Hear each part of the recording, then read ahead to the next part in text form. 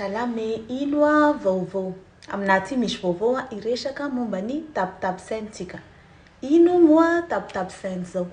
Tapotaposainy io application na transfert d'argent izay raha telo mampiavaka anazy amin'ny sasany. Simple izy et rapide, économique ary sécurisé. Simple et rapide izy satria le olo andefa vola aminao tsy mila se déplacer izy.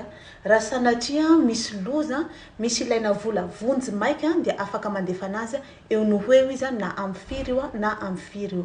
Ary ho anao izay mandray le vola koa tsy mila se déplacer koa anao fa tonga de avy anatin'ny portefeuille mobilenao izay afaka retirenao amin'ny cash point zay na amin'ny agence Airtel na Orange maneran'i Madagascar.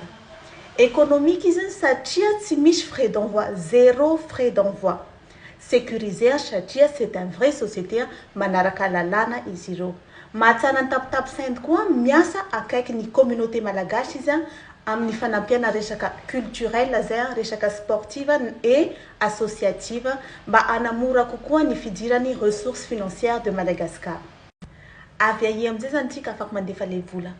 Depuis l'Europe, les États-Unis, Canada, La Réunion, Mayotte, les 22 pays en Asie, l'Amérique latine, l'Afrique et Mazavawaza, Madagascar.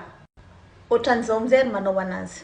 Téléchargez vanareo gratuitement sur App Store na Play Store tapotaposainy TAP espace SEND de mahita anty logo ty nareo de tsotra ho zaho misy profil angatany aminareo anarana zay fanampinanarana adresse izay tsotra de tsotra tsy mila raha maro fa numéro de téléphone miaraka amin'ny agnaran'olo andefasanareo vola ary ho anareo izay vao sambany ampiasa anazy bénéficier nareo 5 € gratuit raha ohatra ka andefa 1 € anao de ohatra hoe nandefa 6 € de zao mba ahafanao bénéficier an'izay 5 € gratuit zay rehefa andefa le vola anao anontany izy hoe code de parrainage. Omeko anao code parrainage diza fa 66974 soratra bevent izy 66974 mba ahafahanao mibénéficier an'io 5 € gratuitement io.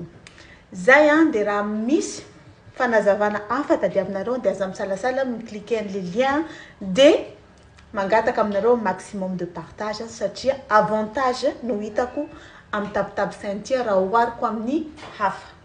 Marine fa vidéo nataoko androany io dia sponsorisé par Tapotaposainy Madagascar. Merci.